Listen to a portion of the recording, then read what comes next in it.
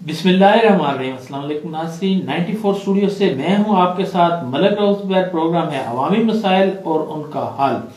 आज हम बात करने जा रहे हैं मंडी बहाउद्दीन में क्राइम की सूरत हाल पर, और इस मौजू पर बात करने के लिए दो बड़ी शख्सियात मेरे साथ स्टूडियो में मौजूद हैं।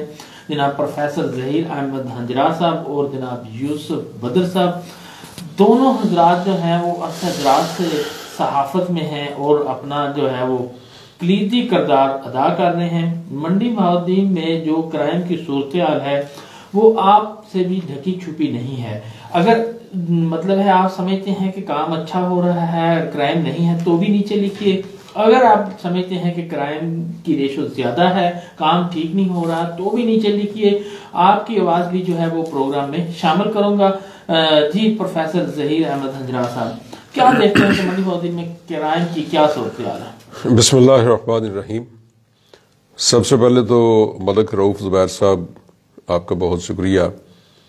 आपने अपने स्टूडियो में मुझे दावत दी और एक बड़े अहम इशू पर गुफ्तगू करने का कहा कि जो इस वक्त मंडी बहाउद्दीन में दिन ब दिन ख़राब से ख़राब तर होती जा रही है। सबसे पहले तो हम ये देखते हैं कि क्राइम हम कहते किसको है, कि क्राइम की जो रेशो बढ़ रही है, रेट में इजाफा हो रहा है, तो क्राइम है क्या? क्राइम दरअसल एक ऐसा अमल या किसी अमल का ना करना जो कानून को वायोलेट करते हुए किसी की इज़ा का, तकलीफ का बाइस बने। वो किया हुआ अमल या वो छोड़ा हुआ अमल, ये दोनों क्राइम कहलाते हैं। अब हर मुल्क के अपने अपने कवानीन हैं, उन कवानीन के मुताबिक ऐसा अमल किया गया या छोड़ा गया जो किसी की इज़ार आसानी का बायस बने और कानून की नजर में वो काबिल गिरफ्त और काबिल सजा हो, वो क्राइम है। क्राइम की मुख्तलिफ किस्में हैं। मिसाल के तौर पर साइबर क्राइम है। अगर इंटरनेट पर कोई ऐसा फेल सर अंजाम दिया जाता है या ओमिट किया जाता है कि जो कानून की नजर में पनिशेबल है, तो उसे साइबर क्राइम कहते हैं। अच्छा, इसी तरह चोरी है, डकैती है, राहजनी है, पर्सनल क्राइम्स, किसी इंसान की तौहीन की गई है, किसी पर इल्जाम लगाया गया है, किसी का हक छीना गया है, या प्रॉपर्टी के क्राइम्स हैं, या इसी तरह ह्यूमन ट्रैफिकिंग है कि जिसमें लोगों को कुछ ख्वाब दिखाकर बाहर भेजा जाता है, जो आमतौर पर ये स्मगलर्स करते हैं, ये क्राइम है। या दीगर इनकी एक लंबी लिस्ट है कि क्राइम, चूंकि किसी भी सोसाइटी में कोई भी ऐसा सोसाइटी इस वक्त नहीं है कि जिसमें क्राइम्स ना हो। क्राइम्स जरूर होते हैं क्योंकि इंसानों का मुआशरा है ना, अच्छे और बुरे इंसान हर जगह पर मौजूद हैं। लेकिन हुकूमत का ये काम होता है कि वो उन क्राइम्स को कंट्रोल करे, उनकी तादाद को बिल्कुल मिनिमम लेवल पर लेकर आए और लोगों को एहसास तहफ़्फ़ुज़ मुहैया करे। अब बात करते हैं लोकल मंडी बहाउद्दीन की। तो मंडी बहाउद्दीन में इस वक्त जो क्राइम्स की रेशो है, शायद मुहतात अंदाजे में मैं कह रहा हूं कि बहुत ज्यादा जो इलाके कभी इन जराइम में मारूफ बदनाम होते थे उनसे भी बढ़ रही है। कोई ऐसा क्राइम नहीं है यहां पर इस जिला में कि जो नहीं किया जा रहा। आप मीडिया पर्सन है, आप जानते हैं कि यहां पर एक माजूर बच्ची से गैंग रेप से लेकर कत्ल की वारदातों तक ये रोजमर्रा का काम है। मोटरसाइकिल छिन जाना, पर्स स्नैचिंग, चोरी, डकैती, ये अभी अभी कोई चंद मिनट्स पहले की बात है कि एक मीडिया पे न्यूज आ रही थी, कहीं पर कोई फायरिंग का वाकया पेश आया और हेड फकीरिया में एक डकैती का वाकया पेश आया। तो ये इतने ज्यादा इसकी रेशो बढ़ चुकी है कि कभी 10 साल 15 साल पहले ये सोचा नहीं जा सकता था कि मंडी बहाउद्दीन में क्राइम इतनी तेजी से बढ़ेगा जितना कि अब बढ़ रहा है। यूसुफ बदर साहब, ये फरमाइए वजह क्या है? क्राइम की रेशो ज्यादा होने में क्या देखते हैं, क्या वजह है जो पीछे है इस बात के? बिस्मिल्लाहिर्रहमानिर्रहीम। अल्लाहुम्मा सल्ली अला मुहम्मद व अला आलि मुहम्मद। अल्लाह के बाबरकत नाम से जो इज़्ज़त और ज़िल्लत का दाता है, मैं अपनी गुफ्तगू का आगाज़ करता हूँ।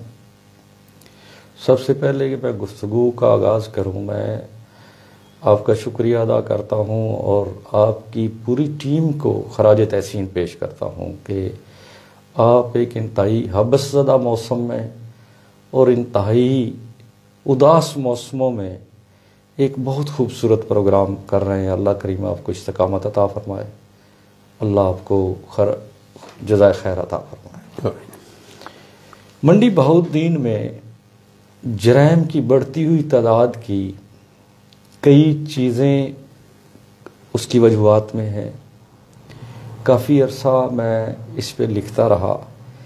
پھر ریسنٹلی میں تھوڑی سی تفصیل میں آپ کو اس پہ بریف کرنا چاہوں گا کہ میں نے رائٹ ٹو انفارمیشن ایکٹ کے تحت جو معلومات تک رسائی ہر پاکستانی کا بنیادی حق ہے, یہ ہے رائٹ ٹو انفارمیشن ایکٹ 2013 کہ کوئی بھی ڈاکومنٹ آپ کسی بھی ادارے سے ٹل آپ جو پرائیویٹ ادارے ہیں, این جی اوز ہیں, آپ ان سے بھی ریکارڈ طلب کر سکتے ہیں.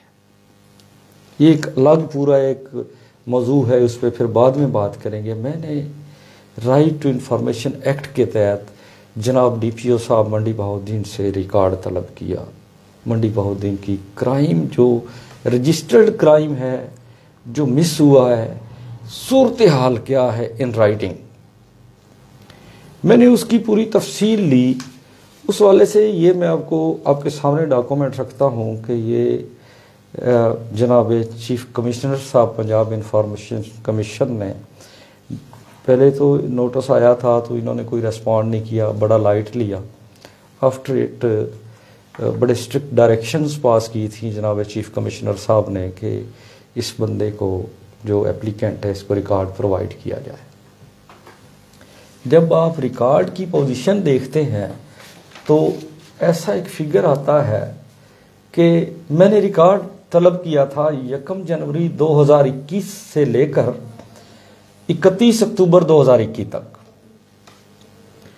اس میں مختلف کیٹیگریز میں نے ریکارڈ طلب کیا. میں نے ایک چیز طلب کی تھی ان سے کہ اس پیریڈ میں 1 جنوری سے لے کر 31 اکتوبر تک 15 پہ کتنے لوگوں نے کالز کی.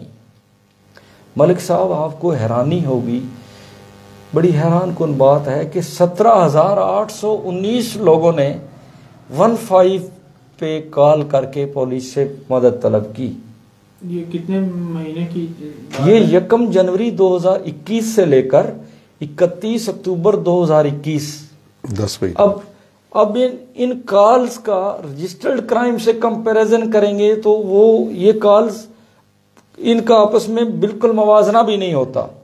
اس میں I am not going to criticize police department.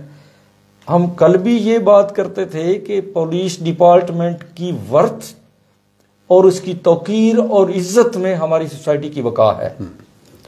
ہم پولیس کی یونیفارم کی عزت چاہتے ہیں, لیکن میرٹ پر اور اصول پر جہاں کوئی فالٹ ہے, کوئی گیپ آ رہا ہے, پبلک اور پولیس ڈپارٹمنٹ کے درمیان کوئی کمیونیکیشن گیپ ہے, لیک آف کوآرڈینیشن ہے, ان کی نشاندہی ہم کریں. Let's come to the point کہ 15 کی کالز کی تعداد ہے 17,819. 10 ماہ میں فرنٹ ڈیسک پہ جو اپلیکیشن رجسٹرڈ ہوئی فرنٹ ڈیسک پہ ان کی تعداد ہے 21,605.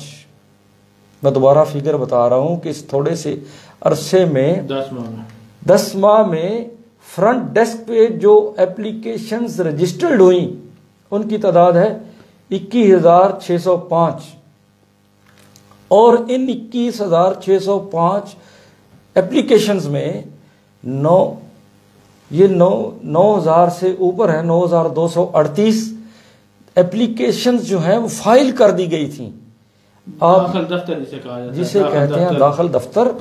یہ لوگ ان کی درخواستیں داخل دفتر ہو گئیں, ان کے پاس اپروچ نہیں تھی یا کسی سیاسی آقا کی خوشنودی ان کو حاصل نہیں تھی کہ جو ان کی دادرسی کر سکے.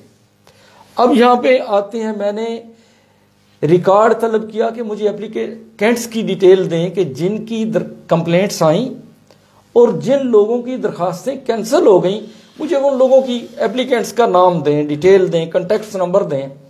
تو پولیس ڈپارٹمنٹ نے کہا کہ ایز پر لا آپ نہیں لے سکتے, جبکہ RTI laws right to information act laws یہ کہتے ہیں کہ میں وہ لے سکتا ہوں. اس میں میں نے دوبارہ جناب چیف کمشنر صاحب کو اپیل کر دی ہے کہ مجھے یہ ڈیٹیل چاہیے کہ جن لوگوں کی یہ 9238 لوگوں کی درخواستیں داخل دفتر ہوئی ہیں، ہم ان لوگوں کا موقف لیں کہ کیا وجہ تھی کہ یا آپ نے درخواست جھوٹی دی ہے، آپ نے درخواستیں غلط فائل کی ہیں. اگر غلط فائل کی ہیں تو پولیس ڈپارٹمنٹ نے ان کے خلاف کیا ایکشن لیا. اگر یہ لوگ سچے ہیں اور ان کا دعویٰ آتا ہے کہ ہم اس لیول پر اپنی داد رسی نہیں لے سکے پولیس سے، جس کے درمیان میں کئی وجوہات ہیں، ایک فگر یہ ہے، اور ان فرنٹ ڈیسک کی اپلیکیشنز میں 38 اپلیکیشن سٹل پینڈنگ ہیں، ابھی تک وہ پینڈنگ چل رہی ہیں، انڈر پروسیس ہے. سنگین جرائم، انتہائی سنگین جرائم کی تعداد اس عرصے میں 436 ہے، جس میں اسپیشلی میں آپ کو کوٹ کرتا ہوں کہ مرڈر کی جو رجسٹرڈ آئی ہیں تعداد اس عرصے کی وہ 109 تعداد ہے. 109 مرڈر ہوئے ہیں 10 ماہ میں. یہ بہت بڑی بھاری تعداد ہے اور امن و امان کے حوالے سے یہ ایک سوالیہ نشان ہے انتظامی اداروں پر اور ہماری سول سوسائٹی پر. اور ہمارے میں انتہائی معذرت کے ساتھ وہ جس طرح کہتے ہیں ملک صاحب کہ میں نے خود آپ اپنے خلاف گواہی دی ہے، یہ تیرے حق میں نہیں ہے تو مکر جاتا ہوں. ہنجرا صاحب اس صورتحال کا ذمہ دار پولیس ڈپارٹمنٹ کو قرار دیں، لیکن سول سوسائٹی کا رول بنتا ہے، اس میں ہمارا میڈیا کا ایک رول بنتا ہے کہ ہم نے پازیٹیو رول کیا ادا کیا. ڈسٹرکٹ کی کمیونٹی جو بہت بڑے نام ہیں، میں سب کا احترام کرتا ہوں، بڑے بڑے قدآور نام ہیں میرے ڈسٹرکٹ کے، اللہ سب کو سلامت رکھے، ان کو جزائے خیر دے. انسانی خدمت کے حوالے سے وہ کام کر رہے ہیں، سیاست کے حوالے سے، سماج سیوا کے حوالے سے. کسی قدآور شخصیت نے اس فگر پہ کبھی طرف سے تشویش کا اظہار نہیں کیا. میں نے ایک چھوٹا سا چراغ جلا کے رکھا ہے ہیومن رائٹس پروٹیکشن فاؤنڈیشن کے نام سے، جہاں صحافت سے وابستگی ہے، وہاں انسانی حقوق کے ایک چھوٹے سے ادارے سے میں آواز لگا رہا ہوں. میں نے اس حوالے سے تمام اعلیٰ حکام کو لکھا ہے، جناب آئی جی صاحب کو لکھا ہے، چیف سیکرٹری صاحب کو لکھا ہے، ڈی پی او صاحب کو لکھا ہے، آر پی او صاحب کو اپنی تشویش سے باقاعدہ ایز پر لا میں نے آگاہ کیا ہے کہ ہمیں اس پہ تشویش ہے. منڈی کے لوگ اداس ہیں، منڈی میں جرائم انتہائی درجے کا بڑھ چکا ہے. شام کو نکلتے ہوئے ہمیں کوئی خوف، اتنا خوف مسلط ہے کہ کوئی یقین نہیں ہوتا کہ ہم گھر میں محفوظ پلٹتے بھی ہیں کہ نہیں. میں آپ کو ایک مثال دیتا ہوں، آگے چلتے ہیں. کرائم ریشو ابھی یہ 4 دن پہلے کی بات ہے، تھانہ کٹھیالہ شیخا میں یہ مقدمہ نمبر ہے 16/22 2016 تھانہ کٹھیالہ شیخا کا ڈکیتی کا 392 کا کیس ہے. یہ ایف آئی آر آپ کے سامنے ہے. شام 9 بجے کریمنل آتے ہیں گن پوائنٹ پہ، 3 لوگ آتے ہیں، وہ اس دکاندار سے 50,000 روپے لیتے ہیں، سامان لیتے ہیں، سگریٹ لیتے ہیں. نیکسٹ ڈے میں اس دن لاہور تھا، میری ایک ہیئرنگ تھی. وہ بیچارہ تھانے جاتا ہے تو اس کی درخواست انٹرٹین نہیں ہوتی. متعلقہ فرنٹ ڈیسک کا عملہ اور ایس ایچ او صاحب کہتے ہیں پہلے ہم انکوائری کریں گے. ہنجرا صاحب پوائنٹ ٹو بی نوٹڈ سر، کہ پہلے ہم انکوائری کریں گے، اس کے بعد دیکھیں گے کہ پرچہ دینا ہے نہیں دینا. یہ ضابطۂ فوجداری اور پولیس رولز کی صریحاً کھلے عام خلاف ورزی ہے. المیہ یہ ہے ملک صاحب، منڈی بہاؤالدین میں اتنا بڑا فگر ہونے کے باوجود میرا as a human rights activist یہ دعویٰ ہے کہ منڈی بہاؤالدین میں کرائم پراپر اس اتنے فگر کے باوجود کرائم رپورٹ نہیں ہو رہا. میں sorry to cut sir, crime report نہیں ہو رہا. درخواست ڈی پی او صاحب کے نوٹس میں لائے. یہاں میں تھوڑا سا کوڈ کرنا چاہوں گا، جہاں کسی ادارے کی کریڈیبلٹی ہے. میں نے پی آر او برانچ کے، میرا پی آر او صاحب غوری صاحب سے رابطہ نہیں ہوا، وہاں پہ ایک اہلکار ہے، میری ان سے آج دن تک کوئی ملاقات نہیں. سید زیغم شاہ صاحب ہیں، اللہ ان کو سلامت رکھے. میں نے ان کو کال کی کہ as A P R O D P O صاحب کے نوٹس میں لائیں کہ یہ صورتحال ہے. جب ہم آواز اٹھاتے ہیں تو ہماری آواز کی تکلیف ہوتی ہے. انہوں نے مجھے ریسپانس کیا. میں آپ کے فورم کے وساطت سے جہاں اتنی تلخ باتیں کر رہا ہوں، میں پی آر او برانچ کے زیگم صاحب کو اور ان کے فرنٹ ڈیسک پہ مجھے اب وہ نام نہیں، دو سلیم صاحب ہیں، ایک اور بچہ بیٹھا ہوا حاذق میرے خیال اس بچے کا نام ہے، ان اہلکاروں نے بڑا پازیٹیو ریسپانس دیا ہے، اپنے ڈی پی او صاحب کے نوٹس میں لائے اور یہ ایف آئی آر ہو گئی تھی۔ اس ایف آئی آر کے بعد آج میں نے اس ایف آئی آر کے یہ مقدمہ نمبر 16 بجرم 392 اس کے آئی او سے آج رابطہ کیا، پروگریس سے پوچھا، اس کی موجودہ صورتحال سے پوچھا، تو ان کا موقف یہ تھا، یہ موقف نوٹ کرنے والا ہے ملک صاحب، حنجرہ صاحب، وہ کہتے ہیں کہ میرے پاس تفتیش کی اتنے کیسز ہیں، اتنی ڈکیتیوں کی تعداد ہے، میرے پاس تو ٹائم ہی نہیں ہے کہ میں اس کو ٹائم دے سکوں۔ جب آئی او اس حد تک مجبور، یا میں اس کو کہوں گا اس کی سستی ہے، غفلت ہے، یا اس کے انٹرسٹ کی یہ پوزیشن ہے، یا انڈائریکٹ میں یہ بات کروں گا کہ اس سائل کے پاس اس سے داد رسی خریدنے کی ہمت نہیں ہے، یا اس کے اس مخصوص معیار پہ یہ نہیں آیا، تو اس کے کیس پینڈنگ پڑا ہوا ہے۔ اس طرح کے سینکڑوں کیسز اس ڈسٹرکٹ میں پڑے ہوئے ہیں۔ ایشو یہ ہے کرائم رپورٹ نہیں ہو رہا، اگر کسی کا ہو جاتا ہے تو وہ کیس پینڈنگ پڑے ہوئے ہیں۔ آگے آ جائیں، قتل کے 109 کیسز، رابری کے 279 فیگر ہے، 279 کیسز رابری کے ہیں، اور اس میں ایک اور فیگر ہے کہ رابری میں جو قتل ہو گئے لوگ، ان کی بھی ایک تعداد ہے، وہ 5-6 لوگ ہیں جو رابری میں جو ہوئے، ان کی تعداد یہ 5 تعداد ہے، ان کی 5 یہ جرائم ہوئے کہ ڈکیتی کے دوران بندہ قتل ہو گیا، ان کی جان بھی گئی، یہ پوزیشن رہی ہے۔ اور میں ایک اور وہ کہتا ہے نا، میں نے ریکارڈ لیا ہے، ظفر اقبال صاحب کہتے ہیں کہ جھوٹ بولا ہے تو اس پہ قائم بھی رہو ظفر، آدمی کو صاحب کردار ہونا چاہیے۔ یہ سارا ریکارڈ دے کے تو اب ایک اس سے متضاد پوزیشن آپ دیکھیں، جہاں حنجرہ صاحب اتنی تعداد زیادہ ہو جرائم کی، وہاں پہ ڈسٹرکٹ آفیسر پولیس کھلی کچہری کا انعقاد کرتے ہیں، وہ ٹوٹل کھلی کچہری جو لگتی ہیں اس عرصے میں وہ 81 تعداد ہے، 81 کھلی کچہری لگتی ہیں، اور اس میں اپلیکینٹس کی تعداد صرف 890 ہے۔ میں دوبارہ ایک لفظ ریپیٹ کر رہا ہوں کہ جو ڈسٹرکٹ میں کھلی کچہری ہوتی ہیں وہ برائے نام ہوتی ہیں، وہ سب اچھا کی خاطر ہوتی ہیں، وہ بالکل وہ جو ان کے سینئرز کا ویژن ہے، سی ایم پنجاب کا ویژن ہے، جناب آئی جی صاحب کا ویژن ہے، یا آر پی او صاحب کا ویژن ہے کہ جناب کھلی کچہری لگائیں، عوام کی دہلیز تک انصاف پہنچائیں اور ان کی داد رسی کریں، کہ 890 درخواستیں، میری ریکویسٹ، میرا 890 درخواستیں جو تھیں وہ ڈی پی او صاحب تک پہنچی، جو بھی ڈی پی او رہا ہوگا ان 10 ماہ اس عرصے میں 10 ماہ میں، تو آپ نے یہ بھی چیک کرنا تھا نا کہ ان پہ عمل درآمد کتنی۔ میں ریکویسٹ کرتا ہوں کہ ان میں 843 درخواستیں جو ہیں وہ نپٹا دی گئیں بقول ڈپارٹمنٹ کے۔ اب ان لوگوں کی تفصیل پوچھیں کہ وہ کیسے نپٹا دی گئیں، کیا وہ داخل دفتر کر دی گئیں، یا ان کو ریلیف ملا، یا ان کے اندراج مقدمات ہوئے، یا سٹل پینڈنگ ہے۔ میرے ایک اس حوالے سے حنجرہ صاحب ایک چیز ہے کہ جہاں فگر کرائم کا اس لیول کو چھو رہا ہے، وہاں صرف 890 لوگوں نے درخواستیں دینی تھی، جہاں 17,819 لوگ تو 15 کی کالز کر رہے ہیں۔ ایشو یہ ہے کہ لوگوں کو مدعو ہی نہیں کیا جاتا کچہریوں میں، چند مخصوص لوگوں کو ود ان نو ٹائم۔ پچھلے دنوں ہمارے گاؤں میں ایک کھلی کچہری ہوئی تھی، اس میں ڈی پی او صاحب نے آنا تھا، نام ڈی پی او صاحب تھا، ڈی ایس پی صاحب گئے تھے، تو ایک فارمیلٹی تھی، 1 گھنٹے کے نوٹس پہ انہوں نے لوگوں کو بلایا تھا، بس سمپل از دیٹ۔ اچھا، کیا آپ یہ سمجھتے ہیں جو فگر جو انہوں نے آپ کو مہیا کی ہے، کیا یہ 10 ماہ میں کرائم کی ریشو یہی تھی؟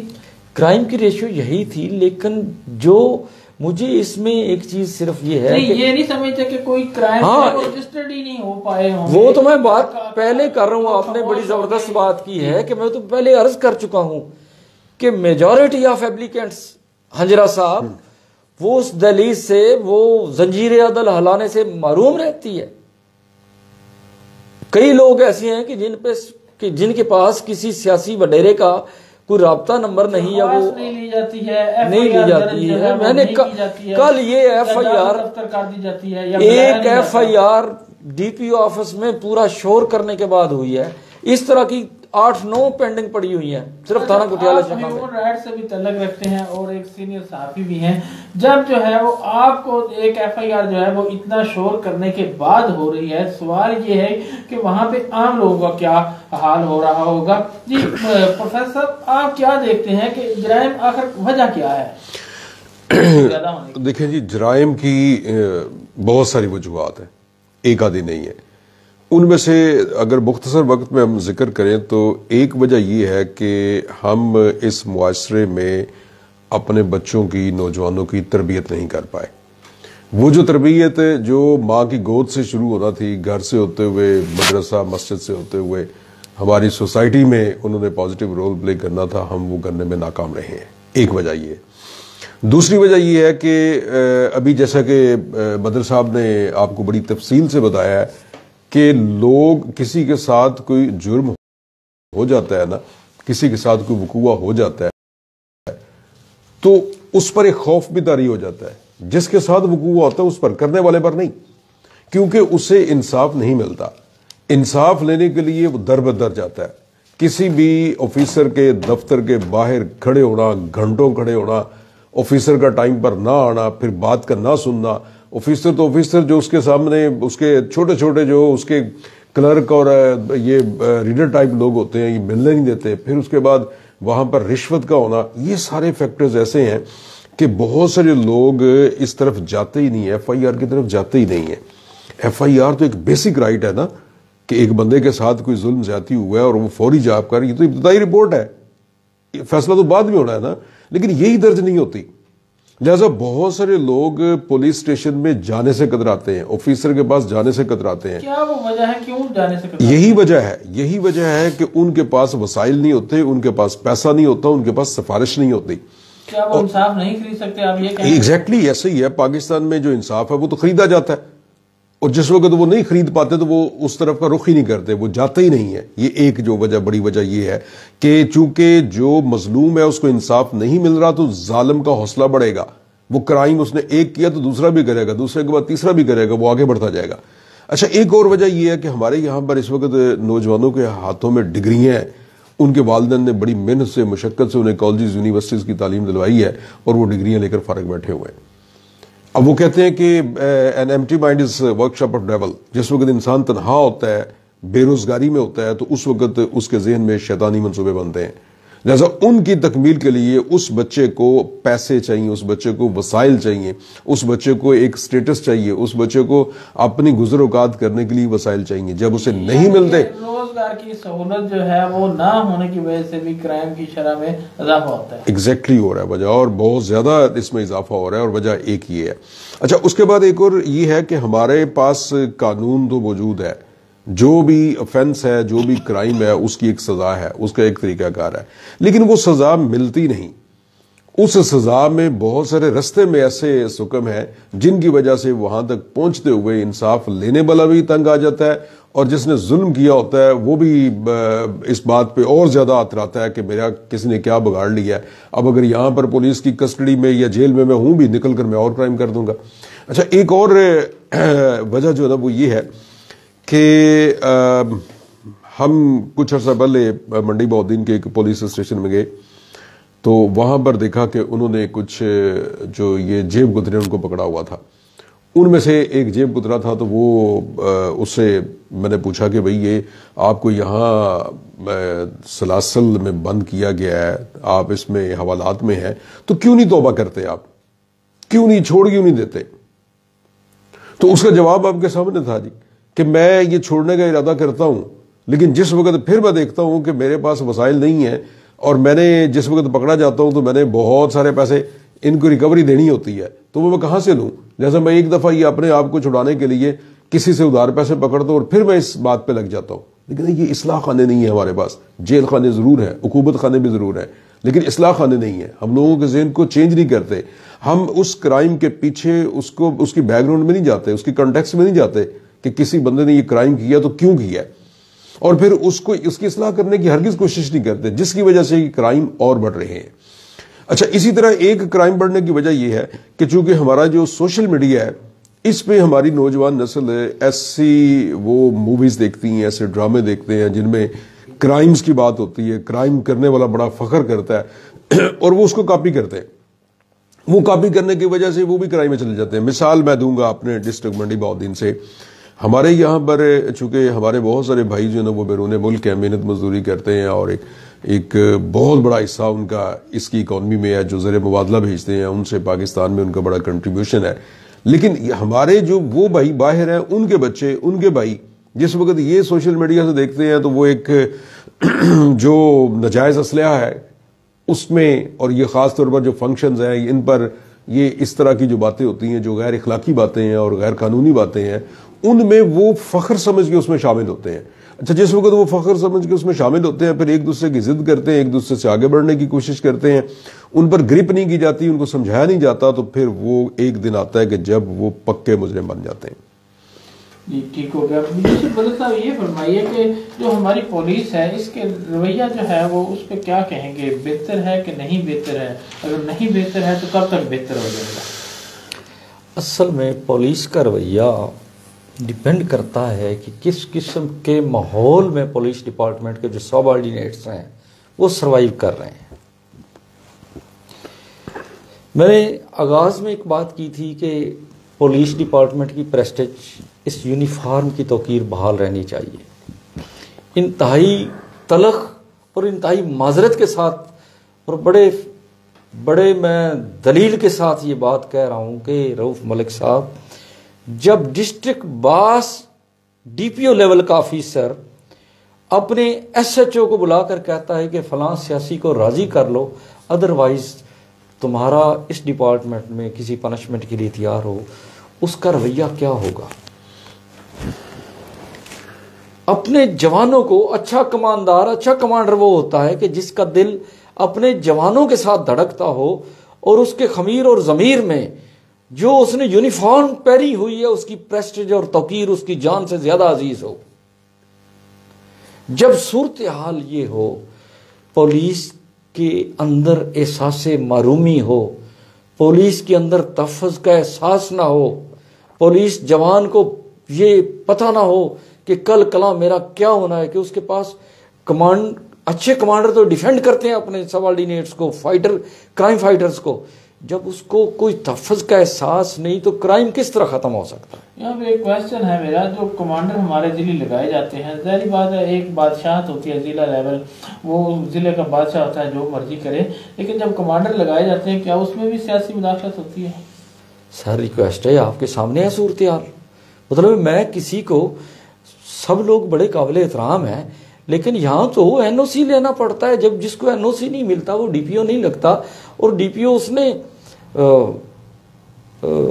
کیا بتاؤں آپ کو، میں پروین شاکر جس طرح کہتی ہے حنجلہ صاحب، ماحول تھوڑا سا ٹف ہو گیا ہے کہ ہاروں گی میں ہی، مجھ کو یہ وہم و گمان نہ تھا، آپس میں جب حریف تھے حالات اور میں، ہم رازو ہم سخن تھا، مگر اس کے باوجود ٹکرائے میرے دل کے مفادات اور میں۔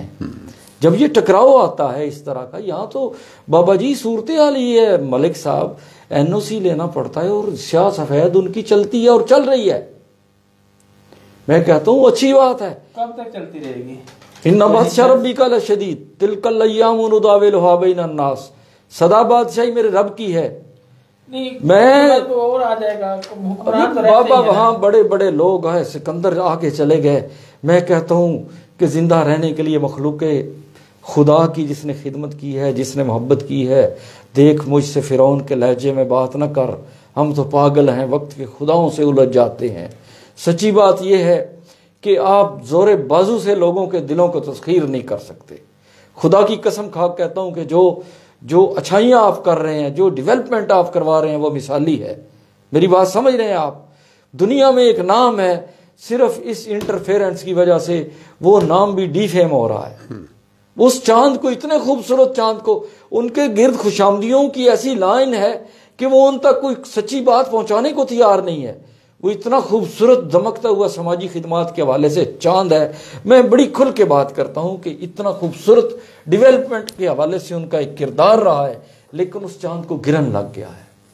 میرا موقف یہ ہے، بلکہ پولیس رولز یہ کہتے ہیں، پولیس آرڈر 2002 یہ کہتا ہے کہ پولیس ڈپارٹمنٹ کو سیاسی مداخلت سے آزاد ہونا چاہیے. یہاں کیا صورتحال ہے؟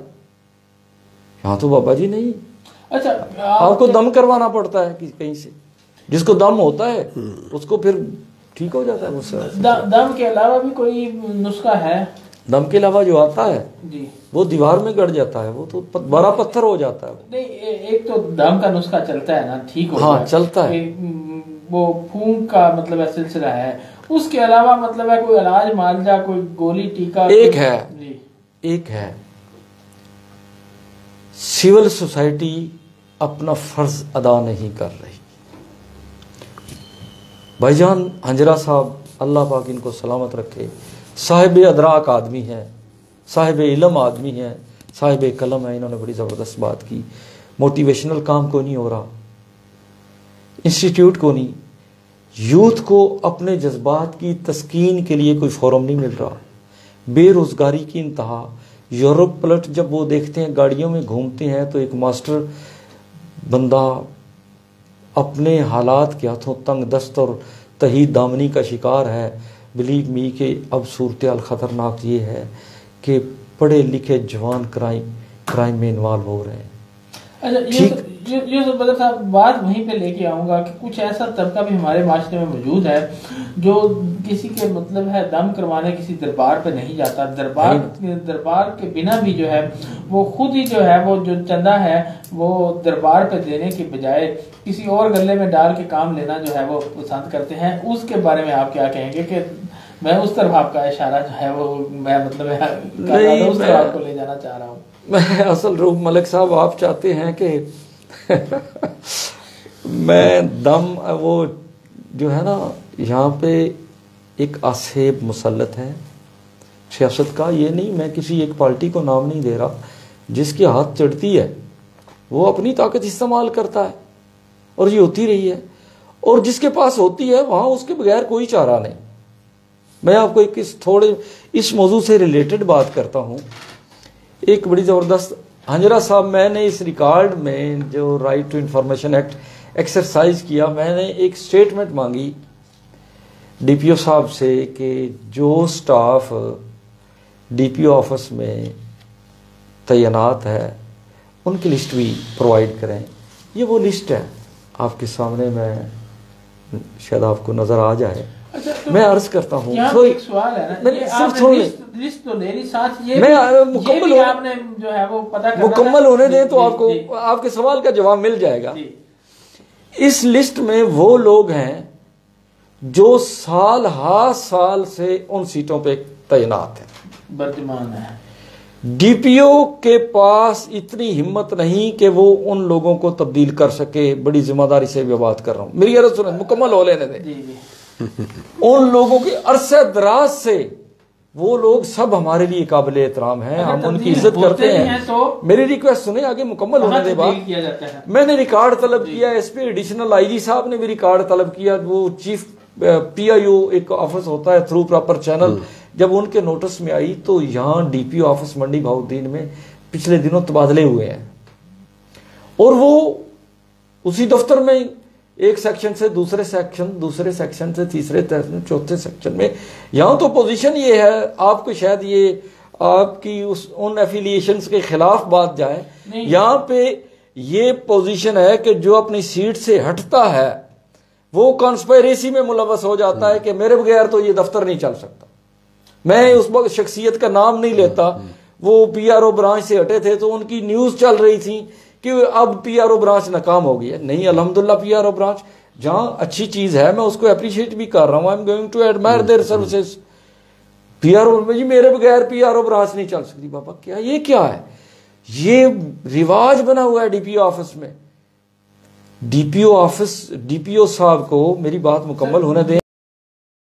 میری ایک ریکویسٹ سنیں، میری ایک عرض سنیں، کرائم کو کنٹرول کرنے کے لیے کہ جن لوگوں نے ایک عرصہ دراز سے ڈی پی او آفس پہ تسلط کیا ہوا ہے، جو سمجھتے ہیں کہ ڈی پی او آفس کی تعیناتی میرا رائٹ ہے، پولیٹیکلی میں مضبوط ہوں، میرے تعلقات بڑے اچھے ہیں، میرے بغیر میرا پیچھے کوئی فون آ جاتا ہے یا میرے اسٹیبلشمنٹ میں بڑے اچھے تعلقات ہیں تو یہ میرا حق ہے۔ میری یہ تجویز ہے بڑے ادب کے ساتھ، بڑے احترام کے ساتھ اپنے قابل احترام جناب ڈی پی او صاحب سے، کہ عرصہ دراز سے جو ان سیٹوں پہ قائم ہے، اور خدا کی قسم یہ ہوا ہے اس منڈی بہاؤالدین میں کہ اس ڈی پی او دفتر کے اہلکاروں نے اپنے ڈی پی او کی وائس ریکارڈنگز پولیٹیکل لوگوں تک پہنچائی ہیں، یعنی کہ ان کی وابستگیاں اور محبتیں اپنے باس سے ہٹ کر ان ناکاؤں کے ساتھ تھیں، اور جن سے وابستگیاں ان کو خوش کرنے کے لیے یہاں پہ ان کی آڈیو لیکس کر کے انہوں نے بھیجی ہیں ان کو۔ کیا دیکھیں ڈپارٹمنٹ، اللہ کے رسول کے بعد جو ڈپارٹمنٹ آپ کے بچوں کے لیے آپ کو روزی دے رہا ہے، ان کو ان کے ساتھ مخلص ہونا چاہیے اور اس وردی کی توقیر رہنی چاہیے۔ میں سمجھتا ہوں کہ ہم پولیس ڈپارٹمنٹ سے محبت کرتے ہیں، ہم اس کی یونیفارم سے محبت کرتے ہیں، ہمیں تکلیف ہوتی ہے جب پولیس کا جوان یا پولیس کا آفیسر کسی سیاسی ڈیرے پر مجبور کر دیا جائے کہ وہاں سجدہ ریزی کرو۔ بابا نہیں، یہ پولیس ڈپارٹمنٹ کی ورتھ اور پریسٹیج کے خلاف ہے۔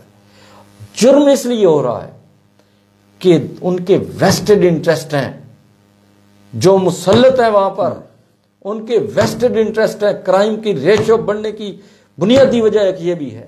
اچھا، ایک آپ سے سوال ہے کہ آپ نے یہ ریکارڈ نہیں طلب کیا کہ ان کے یا کوئی مطلب ہے ایسا نہیں ہونا چاہیے کہ مالی لحاظ سے بھی ان کو کسی طریقے سے چیک کیا جائے، جو عرصہ دراز سے برجمان ہیں، کہ وہ مالی لحاظ سے جو ہے وہ مطلب ہے کیا تبدیلیاں آئیں؟ نہیں، اگر اس لیول پر جائیں گے تو وہ ہوگا کہ یا تو پھر جو آواز اس لیول پر اٹھاتا ہے وہ قابل تعزیر ٹھہرتا ہے۔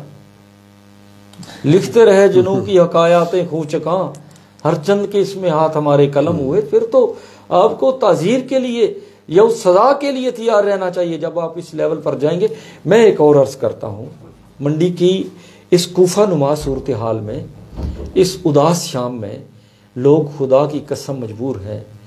یہ پاڑیاں والی والا سانہ انسانوں کے معاشرے، پچھلے دنوں حسن نثار نے ایک آرٹیکل لکھا تھا، ایک بیوہ ماں کا اس نے احتجاج کوٹ کیا تھا ہنجرا صاحب کہ میں درندوں کے اور گدھوں کے شہر کو چھوڑ کر کسی انسانوں کے شہر کو کوچ کر جاؤں گی۔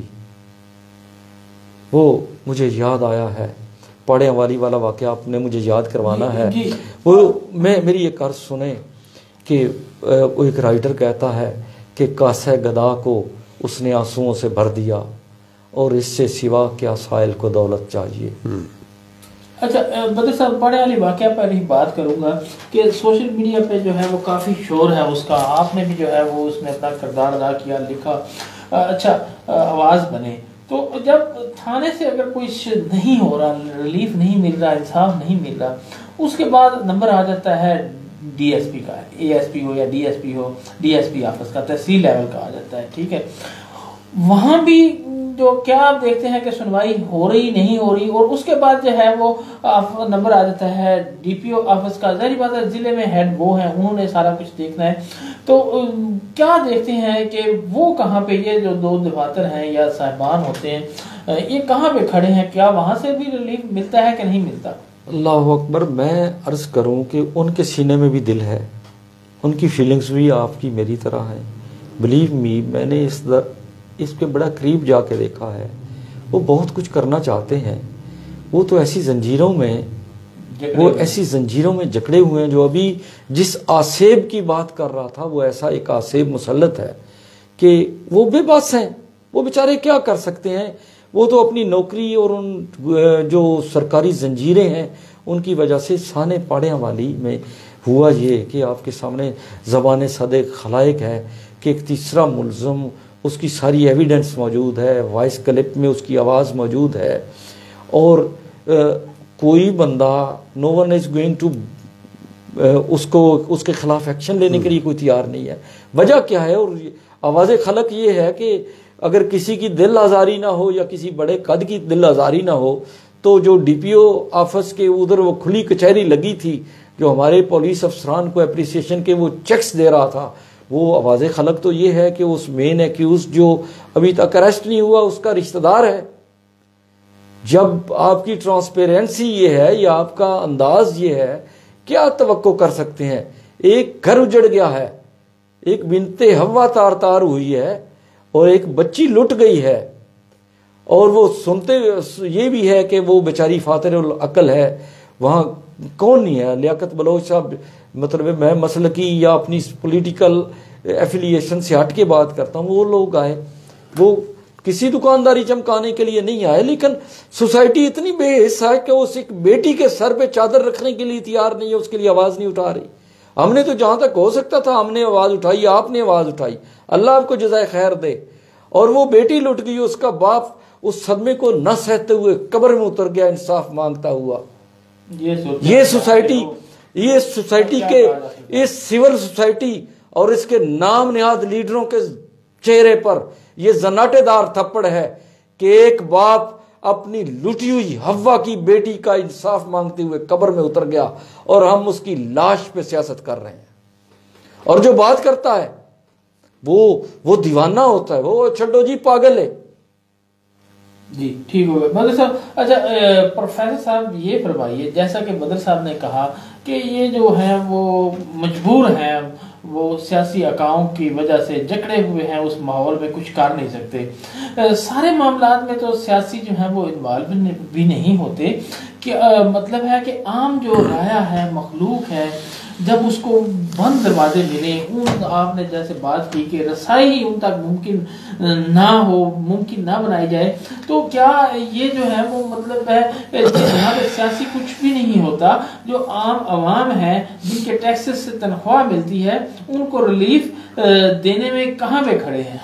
ایکچولی ملک صاحب، یہ جو بدر صاحب نے ساری باتیں کی ہیں نا، یہ کوئی کسی ڈپارٹمنٹ کے خلاف بات نہیں ہے. یہ انہوں نے ایک وہ نوحہ پڑا ہے کہ جس کا شکار ہم سب ہیں. انہوں نے پولیس افسران کو خراج تحسین بھی پیش کیا ہے، ان جوانوں کی یونیفارم کی تکریم کی عزت کی بات کی ہے. آپ کا جو سوال ہے نا یہ پولیٹیکل انٹرفیئرنس کا یا پولیٹیکل پریشر کا، اس میں کوئی دوسری رائے نہیں ہے کہ پاکستان بننے کے بعد ہم آزاد تو ہو گئے، ہم نے ایک ملک تو لے لیا، لیکن ہم اس کے لیے سسٹم ڈیولپ ہی نہیں کر سکے. ہم نے اسے اسلامی جمہوریہ پاکستان کا نام دیا، نہ ہم اسے اسلامی بنا سکے نہ جمہوریہ بنا سکے. اب دنیا کے ان ممالک کی تاریخ پڑھ لیں کہ جو ڈیموکریٹک کنٹریز ہیں، وہاں پر رول آف لا ہے. رول آف لا میں کسی ایک شخص کی مرضی نہیں چلتی، کسی کی ٹیلی فون کالز نہیں آتی، کسی کا پریشر نہیں ہوتا، کسی کی مرضی پر کوئی اپوائنٹمنٹ نہیں ہوتی. وہاں پر میرٹ سامنے رکھا جاتا ہے. عوام کی دیکھیں، ہمارے کوئی بھی سیاستدان ہے نا، ایک چھوٹے سے سیاستدان سے لے کر ایک بڑے سیاستدان تک، ان کا نعرہ کیا ہوتا ہے کہ میں سیاست کو عبادت سمجھتا ہوں. بھئی پہلے یہ تو بتاؤ عبادت کس کو کہتے ہو؟ عبادت کا مطلب تو یہ ہے آپ جو بھی عمل کر رہے ہیں اللہ اور رسول کی خوشنودی کے لیے کر رہے ہیں، اللہ اور رسول کو راضی کرنے کے لیے کر رہے ہیں. اب یہ عبادت ہے آپ کی. یہ ہمارا پورا سسٹم خراب ہے. اس سسٹم کو اگر ٹھیک کر دیا جائے، یعنی ہمارے جو سیاستدان ہیں ان کی جو سب سے بڑی کمزوری ہے وہ ووٹر ہوتا ہے. اب ووٹر کی بات وہ کبھی نگلیکٹ نہیں کرتے. اس ووٹر کو وہ ظاہر ہے انہوں نے 5 سال کے بعد پھر ان کے پاس آنا ہوتا ہے، لہذا ان کی جائز اور ناجائز باتوں کو، اور خاص طور پر جو ہماری کمیونٹی ہے، پاکستانی سسٹم ہے، ہمارا برادری ازم ہے، یہاں پر یہ ہوتا ہے کہ فلاں بندہ جو ہے نا، میں اس کے پاس گیا تھا تو 150 ووٹ تھا اس کا. اب اس بندے کا مجھے فون آ گیا نا تو اٹ مینز وہ ایک بندہ نہیں ہے، وہ 150 بندہ ہے.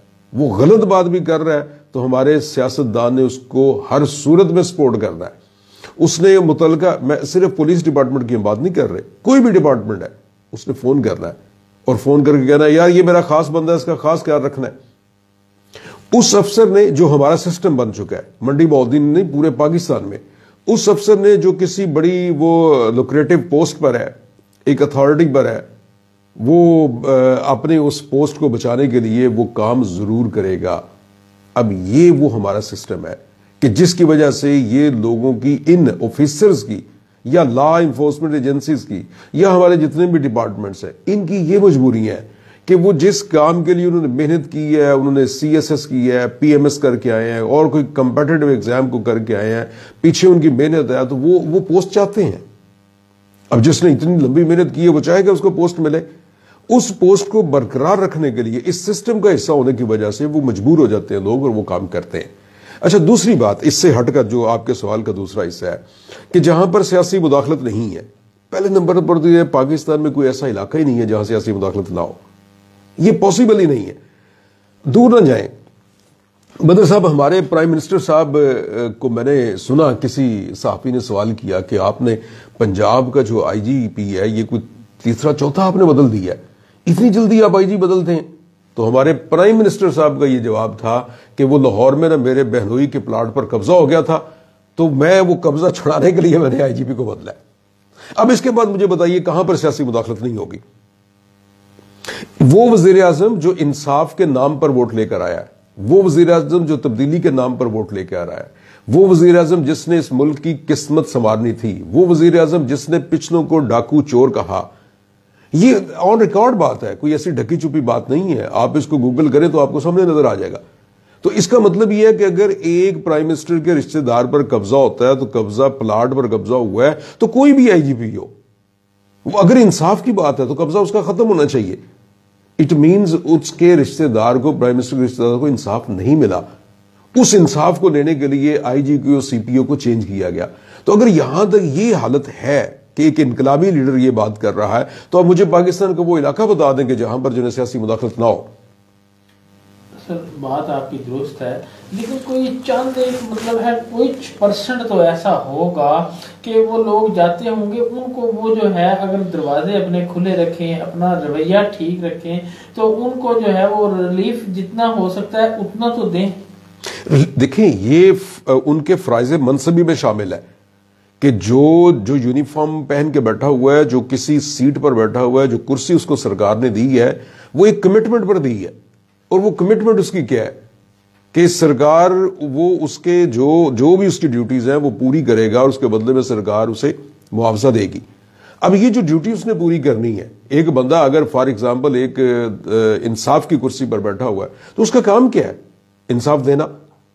ایک بندہ عام عوام کی جو ہے وہ بات سنی نہیں جا رہی یا انصاف نہیں فراہم کیا جا رہا ہے تو وہ تو یہ بھی کہتے ہیں نا کہ میں نے خود سنا جناب کی ایک درخواست دینے کے لیے میں خود حاضر ہوا تو میں نے بات کی کہ انصاف جو ہے وہ چاہیے. انہوں نے کہا کہ کون سے ملک میں رہتے ہو، کیا انگلینڈ میں رہتے ہو؟ اچھا، یہ آپ کے ساتھ ایک واقعہ پیش آیا ہے. اب مجھے بتائیے کہ آپ کا یہ سوال بنتا ہے کہ کیوں نہیں عوام کو ریلیف دیتے؟ یہ سسٹم کی خرابی ہے. جب تک اس ملک کا سیاسی نظام ٹھیک نہیں ہوگا اس وقت تک یہ لکھ لیں آپ کے یہاں پر انصاف نام کی چیز نہیں ملے گی. افسران جو ہیں یعنی کہ وہ جو ہے وہ ذمہ دار کہیں پہ بھی نہیں ہیں. نہیں یہ بات نہیں کرتا ہوں. میں عرض کرتا ہوں کہ ایک تو آپ نے ابھی فرمایا 100% اندھیر نگری نہیں ہے. کچھ لوگوں کو سنا جاتا ہے جہاں پہ پرسنل کچھ چیزیں، جہاں کے کچھ مفادات پہ زد آئے وہاں پہ وہ جن زندہ ہو جاتا ہے. میری بات سمجھ آ رہی ہے آپ کو؟ افسران آج بھی موجود ہیں جو رجسٹ کرتے ہیں. میں بڑے دعوے سے کہتا ہوں یہ آن ریکارڈ چیز موجود ہے. منڈی بہودین میں کوئی ذمہ دار افسر DPO لگنے کے لیے تیار ہی نہیں ہے. یہ بڑی ذمہ داری سے میں بات کر رہا ہوں. وجہ کہ وہ اپنے کیریئر کو خراب کرنے کے لیے قطعی طور پہ تیار نہیں. اور ایک اور چیز مثال پہ جو سابق ہمارے DPO رہے ہیں منڈی بہودین میں، میں سب کی عزت کرتا ہوں قدر کی نگاہ سے، ان کو دیکھنے کے بعد میں DPO لگا ہے. صرف علی رضا خان صاحب لگے ہیں، وہ جہاں سے ان کی طبیعت میں بھی وہی چیز تھی کہ وہ برداشت نہیں ہوا تھا ان کا ورکنگ سٹائل، وہ نہیں ان کو برداشت کیا تو وہ چلے گئے تھے. جب تک یہ سیاسی مداخلت ختم نہیں ہوتی، یہ کیسے ختم ہو سکتی ہے؟ بات ادھوری رہ گئی تھی میری کہ ہم سول سوسائٹی، ہمارا تعلق لکھنے لکھانے سے ہے یا میں ایک انسانی حقوق کی تنظیم بھی ساتھ چلا رہا ہوں. جب تک ہم اس کی اویئرنیس نہیں یا اس پہ آواز نہیں اٹھاتے، میڈیا کی طرف سے آواز نہیں اٹھتی، سول سوسائٹی کی طرف سے بھرپور آواز نہیں اٹھتی کہ یہ طوفان بدتمیزی اب ختم ہونا چاہیے. اب ضلع میں امن ہونا چاہیے. مطلب کس طرف جاؤں کہاں امن کی صورت ہے کلیم، ہر گلی کوچا نظر آتا ہے مقتل کی طرح. اب تو ہر گلی کوچا مقتل بن گیا نا جی. اب سول سوسائٹی کو اٹھنا ہوگا، آواز اٹھانی ہوگی کہ ضلع امن چاہتا ہے. ابھی آپ خود ہی تو پروگرام کے شروع میں کہا کہ جو آواز اٹھاتا ہے تو اس کی آواز جو ہے لیکن کتنوں کو دبائیں گے. لیکن ایک چیز ہے، میں آپ کو ایک عرض کرتا ہوں کہ جو فکری تنظیمیں ہوتی ہیں، نظریاتی تنظیمیں ہوتی ہیں، انجرا صاحب سے ایک تنظیمی وابستگی بھی ہے اور بڑی پیاری عقیدت ہے. ایک بڑی کمال کی نظریاتی تنظیم کو انہوں نے لیڈ کیا ہے. تو تنظیمیں جو ہیں اسباب سے ماورا ہو کے کام کرتی ہیں. آج صبح ہی میں نے ایک فیس بک پہ پوسٹ کی تو وہاں پہ انہوں نے 2 کوے مار کے لٹکائے ہوئے تھے تو ساتھ لکھا ہوا تھا کہ جب امن قائم کرنا ہو تو کچھ کو جو ہے بیچ میں سے لٹکانا ہی پڑتا ہے. نہیں پھر وہ بابا جی پھر وہ کردار اپنے عمل سے ثابت. اب بھی جس طرح فرما رہے تھے کہ وقت کا پرائم منسٹر وہ بے بس ہوتا ہے، کہتا ہے میں نے اپنی کسی عزیز ریلیٹیو کا قبضہ چھڑوانے کے لیے IGP کو پنجاب کو تبدیل کر دیا تھا. تو میں آپ سے ایک واقعہ کوٹ کرتا ہوں. مجھے ایک تو صافی کی کوئی سیاسی جماعت نہیں ہوتی. یہ جو کبے والی بات کی نا 1-2 لٹکانے کی، میں نے وہ آپ کی جو آواز کو دبانے والی بات ہے نا اس پہ کی ہے کہ جب ایک لوگ مطلب ہے نشانہ بنا دیا جاتا ہے باقی آوازیں خود بخود خاموش ہو جاتی ہیں. میں عرض کرتا ہوں کہ آوازیں کبھی نہیں دبتی. میں اس پہ دیکھ لیں اسباب سے، حالات سے اور اپنے وسائل کے اعتبار سے جو سلسلہ شہادت حضرت امام حسین رضی اللہ تعالیٰ عنہ جو ہے وہ ہمارے لیے ایک بہت بڑا سبق ہے کہ نہ اسباب تھے نہ کوئی حالات موافق تھے. وہ دیٹس اے لیسن فار اس کہ جب بھی کبھی زندگی میں آپ کو حق بات کرنا پڑے پھر ڈٹ جاؤ حسین کے انکار کی طرح، پھر آپ سچی بات پہ اٹ جاؤ. میں آپ کی خوشامد نہیں کرنا چاہتا یہاں بیٹھے، مطلب مجھے زیب نہیں دیتا. میں آپ کی ریسپیکٹ کرتا ہوں کہ میں آپ کو اب کوئی خوشامد کروں. آپ نے ساری چیزیں خود فیس کی ہیں، آپ کو پتا ہے. لیکن کیا آپ کا یہ چینل بند ہو گیا ہے؟ کیا آپ کا سفر رک گیا ہے؟ ہم نے ہر دور کے طاغوت کی مرضی کے خلاف حق سے محروم نواؤں کو جلا بخشی. صاحب کردار ہونا پڑتا ہے ملک صاحب. اور جس طرح میں پھر اسی بات پہ آتا ہوں، انجرا صاحب فرما رہے تھے کہ پرائم منسٹر مجبور ہو کے IG کو بدلتا ہے. ایڈمنسٹریٹولی، پولیٹیکلی یا کچھ مالی معاملات پہ نواز لیگ سے 1000 اختلاف ہو سکتا ہے. میں آپ سے ایک واقعہ شیئر کروں. اب تو لکھنا بھی چھوڑ دیا ہے، میں نے تو لکھنا بھی چھوڑ دیا. لاہور سے ایک میرا میگزین آتا تھا تقاضے، اس کے چیف ایڈیٹر تھے پیام شاہ جہان پوری صاحب. اردو ادب میں بہت بڑا نام تھا. اس میگزین میں ڈاکٹر وزیر آغا، اظہر جاوید، شفقت تنویر مرزا ڈان اخبار میں، یہ لوگ اس میں لکھتے رہے، میں بھی لکھتا رہا ہوں اس میں. میں آپ سے ایک واقعہ کوٹ کرتا ہوں کہ اس وقت ان ایڈمنسٹریشن کتنی خوبصورت تھی. میں نے آرٹیکل لکھا، انہوں نے اپنے میگزین کے ٹائٹل پہ لکھا کہ میں یہ اس واقعے کو اس اپنے پڑھے والی کیس سے منسوب کر کے آپ کو بتاتا ہوں کہ بنت حوا آدم کے بیٹے نواز شریف سے انصاف کی اپیل کرتی. یہ ٹائٹل پیج پہ انہوں نے اپیل لگائی. میں نے وہ پیپر بھیجا پرائم منسٹر سیکریٹریٹ، اور اس وقت میاں نواز شریف صاحب کے PS ہوتے ذوالفقار چیمہ صاحب. ہنجرا صاحب ایک بٹا، کہانی یہ تھی سیال کوٹ میں ایک بٹا مزدور کے بچے پجاروں والوں نے کچل دیے تھے. دونوں بچوں کی ڈیتھ ہو گئی تھی، نہ FIR ہوئی نہ ان کو کوئی معاوضہ ملا. وہ کرش ہو گیا انصاف. پیپر لاہور پہنچا، اسلام آباد پہنچا. خدا گواہ ہے کہ میں گھر موجود نہیں تھا. میرے گھر اس وقت PTCL کا نمبر چل رہا تھا.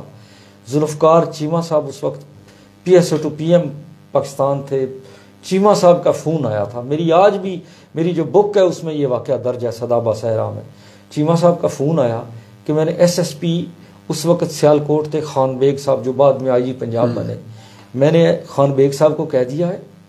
خان بیگ صاحب کی سرکاری گاڑی اس غریب وطن کو، جس کو آپ وہ مسلم شیخ فیملی سے تھے، ہمارے لیے تو وہ فیملیز انتہائی قابل احترام ہے، اس کو لینے کے لیے ان کی گاڑی آئی تھی، اس کو لے کے گئے تھے اور اس کی بھرپور داد رسی ہوئی تھی ایک آرٹیکل پہ۔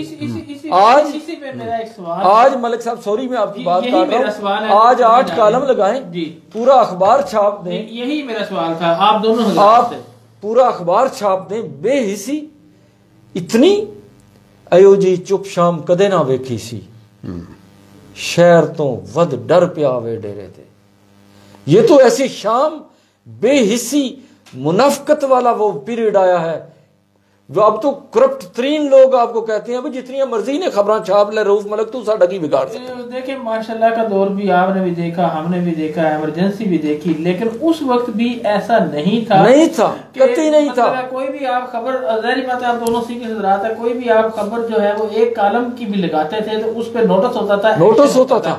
اب کیا ہوتا ہے، اب جو خبر لگانے والا ہے اس کو تلاش کیا جاتا ہے، اس پہ نوٹس ہو جاتا ہے۔ بابا جی اس تبدیلی سرکار نے اداروں کو اپاہج کر دیا ہے، جو ہم کرائم کے حوالے سے ہم پولیس ڈپارٹمنٹ کو آڑے ہاتھوں لے رہے ہیں، جب ان کو آپ قریب جا کے سنیں گے تو یقین کریں ان کے دل درد سے اور آنسوؤں سے بھرے ہوئے ہیں، وہ جس حد تک مجبور ہو چکے ہیں۔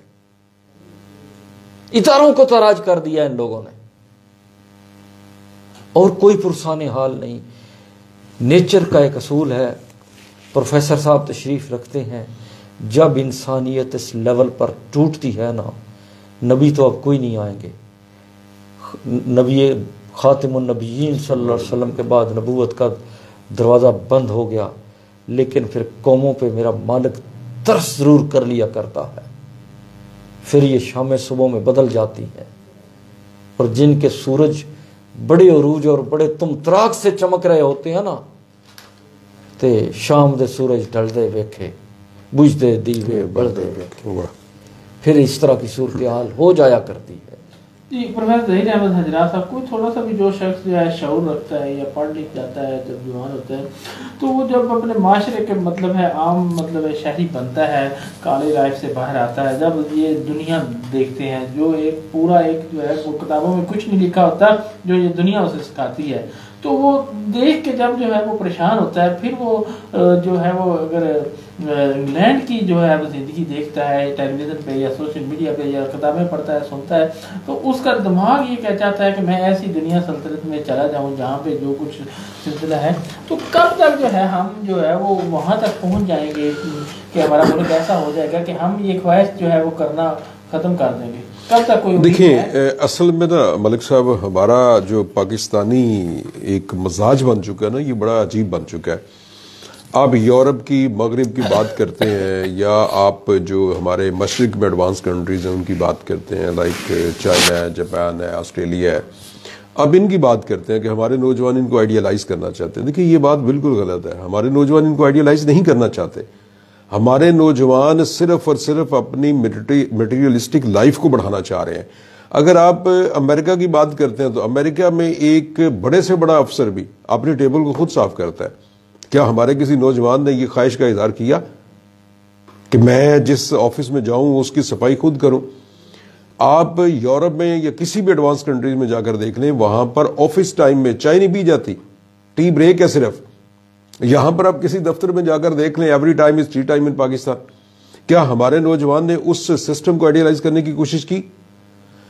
یورپ میں یا ان ایڈوانس کنٹریز میں اگر کسی کے ساتھ کوئی مسئلہ بن جائے تو سب سے پہلے ریسکیو کے ادارے وہاں پر پہنچتے ہیں، انسانیت کی قدر کرتے ہیں، اس کی جان بچانے کی کوشش کرتے ہیں، بعد میں معاملہ دیکھتے ہیں ہوا کیا ہے۔ کیا یہاں پر ہمارے نوجوانوں نے ان کو آئیڈیالائز کرنے کی کوشش کی؟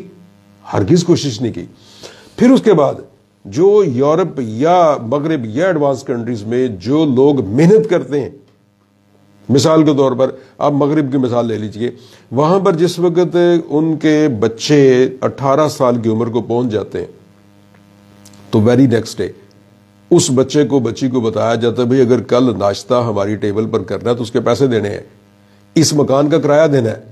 بچہ میٹرک میں ہوتا ہے تو وہ پارٹ ٹائم جاب کر رہا ہوتا ہے، اسے اپنے پاؤں پہ کھڑا کیا جاتا ہے۔ کیا یہاں پر ان نوجوانوں نے اس معاشرے کو آئیڈیالائز کرنے کی کوشش کی؟ بالکل آئیڈیالائز کرنے کی کوشش نہیں کی۔ 1960s میں امریکہ میں ایک امریکن ڈریم کے نام سے ایک سلوگن شروع ہوا۔ ہر بندے کی اپنی گاڑی ہونی چاہیے، ہر بندے کے پاس بینک بیلنس ہونا چاہیے، ہر بندے کے پاس اپنا مکان ہونا چاہیے. اس نیشنل سلوگن کو لے کر لوگوں نے محنت کی. وہاں پر ایک افراد خانہ کی تعداد 5 ہے تو 5 ہی ورکنگ پرسن ہے. یہاں پر کیا پوزیشن ہے؟ وہاں پر پیرنٹس یونیورسٹی جانے والے اسٹوڈنٹس کو ادھار تو دے دیتے ہیں، لیکن کہتے ہیں بیٹا نہیں، اب تمہاری عمر خود کمانے والی ہے، خود ارننگ کر کے جاؤ. بہت بڑا مفکر ہے جی کارل مارکس، جس نے اکانومی پر بہت کچھ لکھا ہے. وہ خود اپنا واقعہ لکھتا ہے کہ مجھے یونیورسٹی میں فنڈز کی کمی پڑ گئی تو میں اپنی مدر کے پاس گیا جو بہت رچ تھی، اور میں نے ان سے کہا کہ مام مجھے فنڈز چاہیے اور مجھے وہاں یونیورسٹی میں ایجوکیشن میری رکاوٹ بن رہی ہے. تو انہوں نے مجھے پیسے اس لیے نہیں دیے تھے کہ میں ان سے پہلے کچھ پیسے لیے تھے اور واپس نہیں کر سکا تھا. ذرا غور کیجئے، کیا ہمارے نوجوانوں نے اس بات کو آئیڈیلائز کرنے کی کوشش کی؟ نہیں کی. وہ لوگ محنت کر کے ریسرچ کر کے، انفارچونیٹلی ملک صاحب 500 ٹاپ یونیورسٹیز میں دنیا کی، پاکستان کی ایک بھی یونیورسٹی نہیں. تو ذرا غور کیجئے کہ ہم جو یہ قصور کس کا ہے؟ یہ ہماری سوسائٹی کا قصور ہے، ہمارے سسٹم کا قصور ہے، اور جو استاد ہے اس کا قصور ہے. ہمارے کالجز میں، یونیورسٹیز میں ڈگریز کے لیے بڑی کوشش کی جا رہی ہے، تعلیم کے لیے، سو کالڈ ایجوکیشن، اس کے لیے بڑی کوشش کی جا رہی ہے، لیکن تربیت کی کوئی بات نہیں کرتا. ان کے ذہنوں میں ہم یہ بھرنے کی کوشش نہیں کرتے کہ تعلیم کا مقصد ایک مخلوق خدا کی خدمت ہے.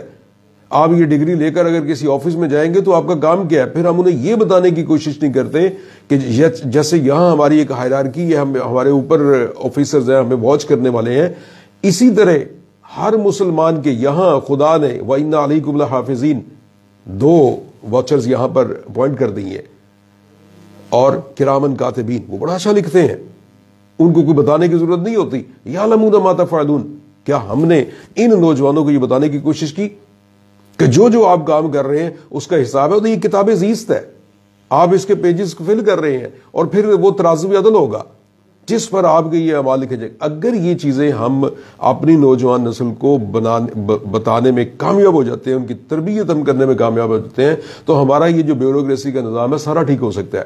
ہمارے معاشرے میں انقلاب آ سکتا ہے اگر اس معاشرے کی ماں اور اس معاشرے کا استاد یہ مشنری بن جائے، یہ سمجھے کہ ان کی زندگی، ہر زندگی بامقصد ہونی چاہیے، لیکن خاص طور پر ان 2 ہستیوں کی زندگی جو ہے بہت زیادہ بامقصد ہونی چاہیے، اور یہ اپنے جو ان کے ماں کے اولاد اور استاد کے شاگرد، ان کے ذہنوں میں یہ راسخ کر دیں کہ انہیں ان سب کا اعمال کا حساب کتاب دینا ہے، اور لوگوں کے لیے جتنا کام کریں گے اتنا ان کو اجر ملے گا. تو میرا خیال ہے کہ یہ سب کچھ ٹھیک ہو. پھر یہ آئیڈیلائزیشن ہے. اگر ہم اس آئیڈیلائزیشن کی بات کریں گے تو پھر یہ آئیڈیلائزیشن ہے. ادروائز جو نا یہ ہم نیگیٹو پوائنٹ تو ضرور دیکھتے ہیں، پازیٹیو کی طرف نہیں جاتے.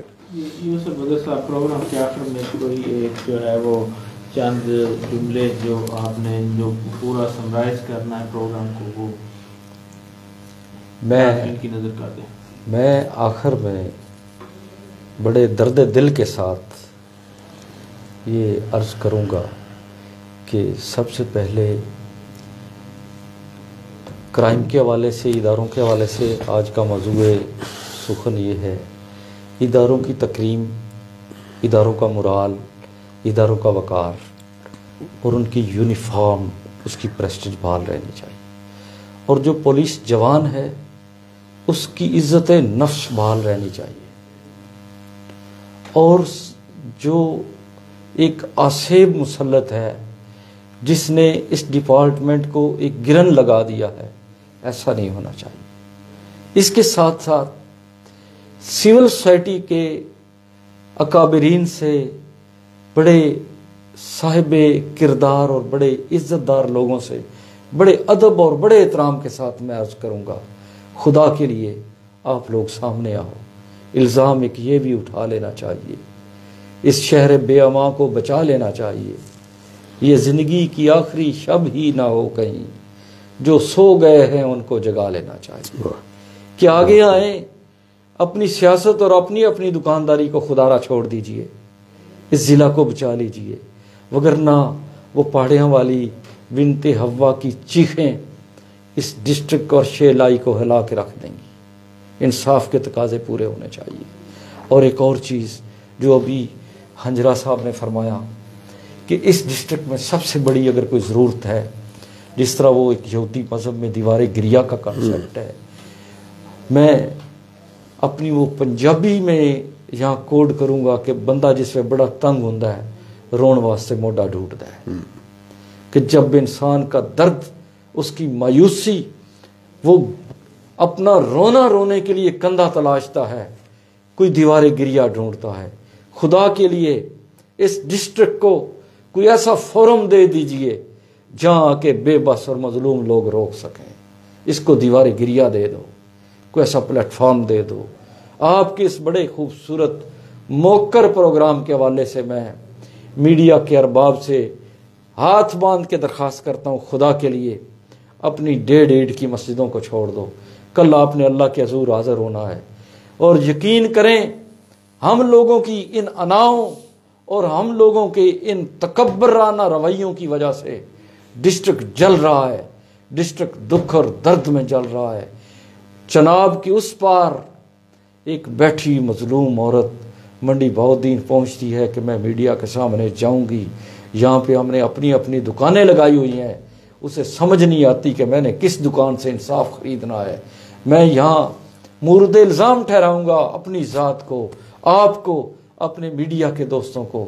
خدا کے لیے اس ڈسٹرکٹ کو ایک مضبوط، صاحب کردار، مثبت، مؤثر اور بڑے خوبصورت گروپ کی ضرورت ہے کہ جو لوگوں کی چیخ پکار کو، جو لوگوں کے درد کو ارباب اختیار کے سامنے بڑے پازیٹیو انداز میں پیش کرے، اور صاحبان اقتدار کی، صاحبان اختیار کی مسائل، ان کی الجھنوں کو عوام کے سامنے پیش کرے، اچھی کوارڈینیشن، اچھے رابطے کا ثبوت کرے۔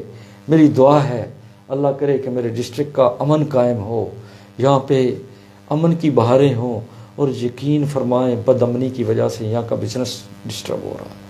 اور اس آج کے اس پروگرام کے حوالے سے یوتھ کو ایک پیغام دوں گا، خدا کے لیے اپنے جذبات کی تسکین کے لیے سماجی خدمت کے پلیٹ فارم پہ آ جائیں۔ میں ایک شخصیت جس سے میرے انتظامی امور کے حوالے سے کئی چیزوں پہ مجھے فکری اختلاف بھی ہو سکتا ہے، ناصر عباس تارڑ، کہ وہ ایک ایسی شمع روشن کر رہا ہے بندہ، اس میں وہ ڈسٹرکٹ میں وہ لوگوں کو ایک موٹیویشنل تو نہ سمجھیں، لیکن لوگوں کو سماجی خدمت کے حوالے سے وہ کوشش کر رہے ہیں۔ میں یہ نہیں کہتا کہ آپ ان کی تقلید کریں یا کسی کی وکالت نہیں کر رہا، اس درد کو عام ہونا چاہیے کہ آپ گن، پسٹل، یہ فائٹنگ، اس سے آپ کے جذبات کی تسکین نہیں ہوگی۔ یوتھ کو یہ ریکویسٹ ہے، پیغام ہے، خدا را اس تڑپتی ہوئی اور روتی چیختی چلاتی ہوئی مخلوق کے لیے سہارا بن جائیں، اس کے درد کو سمجھیں اور آپ کی روحوں کو تسکین آ جائے۔ اللہ آپ کو سلامت۔ جی ناظرین، آپ نے جو آج کا پروگرام سنا عوامی مسائل اور ان کا حل، جس میں ہم نے منڈی بہاؤالدین میں جو کرائم کی صورتحال ہے اس پہ بات کرنے کی کوشش کی ہے۔ میرے ساتھ اسٹوڈیو میں اس موضوع پر بات کرنے کے لیے دونوں ہی بڑی اہم شخصیات، بڑے صحافی، بڑے نام موجود تھے، جناب پروفیسر ظہیر احمد حجرا صاحب اور جناب یوسف بدر صاحب۔ ان دونوں حضرات کی جو کاوشیں ہیں وہ آپ کے سامنے ہی ہوتی ہیں۔ تو آپ کو ہمارا پروگرام کیسا لگا نیچے کمنٹس میں جو ہے وہ ہمارا ٹوٹل جو ہے وہ سارا کچھ ریگارڈ یہی ہوتا ہے کہ ضرور بتائیے گا، اور اس میں جو بہتری لانے کے لیے بھی آپ جو ہے وہ تجاویز دیجیے گا۔ اسی کے ساتھ ملک روز زبیر کو 94 اسٹوڈیو سے اجازت دیں۔ دونوں احباب کا ایک بار دوبارہ مشکور ہوں۔ انشاءاللہ اگلے جمعہ کو 9 سے 10 بجے تک آپ کی خدمت میں نئے موضوع کے ساتھ انشاءاللہ دوبارہ حاضر ہوں گے۔ اللہ نے کے بعد